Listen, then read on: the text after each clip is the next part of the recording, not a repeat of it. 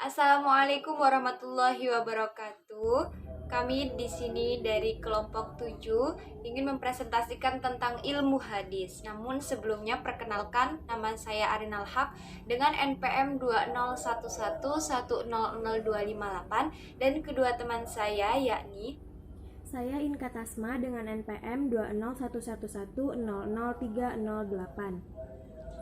Saya Tiara Aprilia, NPM 20111100371. Baik, materi yang pertama yaitu tentang pengertian ilmu hadis. Nah, hadis mengandung beberapa makna yaitu seperti jadid, qorib, atau khobar. Nah, kata jadid itu artinya baru, kata qorib artinya dekat, dan kata khobar yang berarti warta, yaitu sesuatu yang dipercakapkan dan dipindahkan dari seseorang kepada orang lain. Nah, hadis adalah segala sesuatu yang disandarkan kepada Nabi Muhammad SAW, baik berupa perkataan, perbuatan, persetujuan, atau sifat. Nah, adapun firman Allah Ta'ala yaitu fala'allaka baghi'un nafsaka ala atharihim illam yu'minu bihadzal hadithi asafa, dalam surat Al-Kahfi ayat ke-6 yang artinya, maka apakah barangkali kamu akan membunuh dirimu karena bersedih hati sesudah mereka berpaling, sekiranya mereka tidak beriman kepada hadis ini. Nah, hadis menurut istilah ahli yaitu apa yang disandarkan kepada Nabi Shallallahu Alaihi Wasallam, baik berupa ucapan, perbuatan, penetapan sifat, atau sirah beliau, baik sebelum kenabian atau sesudahnya. Nah, kata al-hadis dapat juga dipandang sebagai istilah yang lebih umum dari kata as-sunnah, yang mencakup seluruh yang berhubungan dan disandarkan kepada Nabi Muhammad SAW. Nah, sedangkan istilah as-sunnah digunakan untuk perbuatan atau amal dari Nabi Muhammad SAW saja. Ulumul hadis adalah istilah ilmu hadis di dalam tradisi ulama hadis atau Arabnya yaitu ulum al-hadis. Nah, ulum al-hadis terdiri dari dua kata yaitu ulumu dan al-hadis. Kata ulum dalam bahasa Arab adalah bentuk jamak dari ilm. Jadi ilmu-ilmu yang berarti ilmu-ilmu. Sedangkan al-hadis di kalangan ulama hadis yaitu berarti segala sesuatu yang disandarkan kepada Nabi Muhammad SAW, baik berupa perkataan, perbuatan, takrir, atau sifat. Dengan demikian, ulum al-hadis mengandung pengertian ilmu-ilmu yang membahas atau berkaitan dengan hadis Nabi. Nah, dari segi bahasa terdiri dari dua kata, yaitu ilmu dan hadis. Secara sederhana, ilmu berarti pengetahuan, sedangkan al-hadis merupakan segala sesuatu yang disandarkan kepada Nabi Muhammad SAW, baik dari perkataan, perbuatan, maupun persetujuan. Nah, dari definisi-definisi di atas dapat dijelaskan bahwa ilmu hadis adalah ilmu yang membicarakan tentang keadaan atau sifat para perawi dan yang diriwayatkannya. Selanjutnya akan disampaikan oleh teman saya yaitu Inka Tasma. Baik, saya akan melanjutkan materi dari Arinal Haq, yaitu permasalahan-permasalahan yang ada dalam hadis. Seiring perkembangan zaman, problematika hadis dan ulumul hadis juga sangat luas. Berikut adalah permasalahan yang ada. Yang pertama adalah problem hadis perspektif persarjana barat.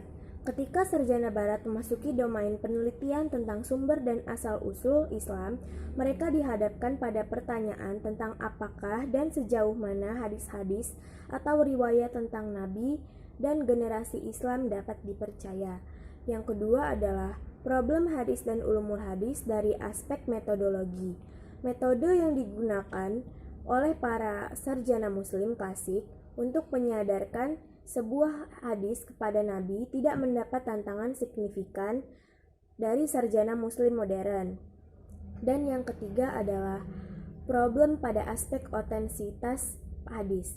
Aspek otentisitas hadis atau keaslian literatur hadis menjadi elemen yang paling rawan dari teori hadis klasik dan menjadi fokus utama dalam kebanyakan diskusi tentang masalah hadis baik di era pertengahan maupun era modern.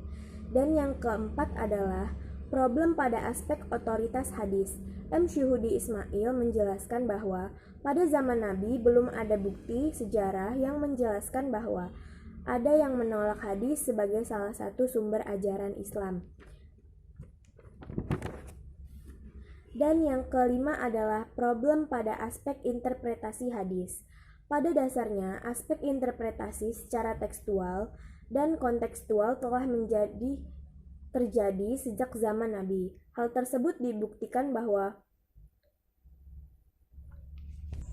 pasca peperangan Ahzab, di mana Nabi SAW menyampaikan kepada sahabat agar tidak melaksanakan sholat asar kecuali di Bani Quraisyah. Pada saat waktu asar tiba, sementara mereka masih dalam perjalanan, segolongan sahabat tidak menjalankan sholat asar selama di perjalanan, dan adapun segolongan sahabat yang melaksanakan sholat asar di perjalanan.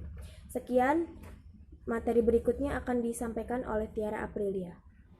Pembahasan yang ketiga yaitu mengenai sejarah perkembangan hadis. Nah, sejarah perkembangan hadis ini merupakan periode yang telah dilalui hadis, mulai dari lahirnya dan tumbuh dalam pengenalan, penghayatan, serta pengamalan umat dari generasi ke generasi. Muhammad Hasbi As-Siddiqi membagi sejarah perkembangan hadis menjadi 7 periode. Periode yang pertama yaitu pada masa Rasulullah SAW yang disebut dengan Asr al-Wahyi wa at-Taqwin, atau masa turunnya wahyu dan pembentukan masyarakat Islam. Nah, pada periode pertama ini, hadis lahir berupa sabda atau aqwal, af'al, dan takrir Nabi yang berfungsi untuk menjelaskan Al-Quran untuk menegakkan syariat Islam serta untuk membentuk masyarakat Islam. Periode yang kedua yaitu pada masa Khulafa Ar-Rasyidin, yaitu pada 11 Hijriah sampai 40 Hijriah. Pada masa ini disebut sebagai Asr at-Tathabut wa al-Iqlal min al-Riwayah, yaitu masa membatasi dan menyedikitkan riwayat. Nah, setelah Rasulullah wafat, beliau meninggalkan dua pegangan sebagai dasar pedoman hidup kita, yaitu Al-Quran dan Hadis atau As-Sunnah, yang harus menjadi pegangan bagi seluruh aspek kehidupan kita. Periode yang ketiga yaitu pada masa sahabat kecil dan para tabi'in, yang disebut sebagai Asr Intisyar al-Riwayah ila al-Amsar, yaitu masa berkembang dan meluasnya periwayatan hadis. Pada masa ini daerah Islam sudah meluas hingga ke negeri Syam, Irak, Mesir, Samarkand, bahkan pada tahun 93 Hijriah meluas sampai ke Spanyol. Hal ini bersama dengan berangkatnya para sahabat ke daerah tersebut yang bertugas mengemban amanah pemerintahan dan juga untuk penyebaran ilmu hadis. Selanjutnya periode keempat yaitu berkembangnya hadis pada abad kedua dan ketiga Hijriah, yang disebut sebagai Asr al-Kitabah wa al-Tadwin, yaitu masa penulisan dan pembukuan. Maksudnya penulisan di sini dan pembukuan secara resmi, yakni diselenggarakan oleh inisiatif pemerintahan. Adapun kalau perseorangan, sebelum abad kedua Hijriah, hadis sudah banyak ditulis, baik pada masa tabi'in, para sahabat, hingga pada masa Nabi SAW. Periode yang kelima ini merupakan masa mentasbihkan serta penyusunan kaidah-kaidah dalam hadis. Pada abad ketiga Hijriah ini merupakan puncak dari pembukaan hadis setelah sebelumnya tertulis kitab Ibnu Jurayj, kitab Muwatta al-Malik yang tersebar dalam masyarakat serta mendapat tanggapan baik dari masyarakat. Kemauan dalam menghafal hadis, mengumpulkan serta membukukannya semakin meningkat. Dan mulailah ahli-ahli ilmu ini berpindah dari suatu tempat ke tempat lain, dari sebuah negeri ke negeri lain, untuk menemukan atau mencari hadis tersebut. Periode yang keenam yaitu pada abad keempat hingga 656 Hijriah.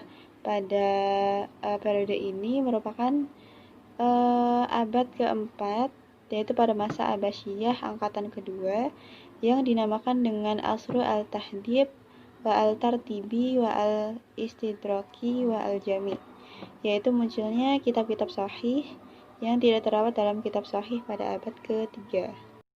Periode yang terakhir yaitu periode ketujuh, 656 Hijriah sampai dengan sekarang, yang disebut dengan Ahdu As-Sarhi wa Al-Jami wa At-Takhriji wa Al-Bahthi, yaitu masa pensyarahan, penghimpunan, mentahrij, dan pembahasan.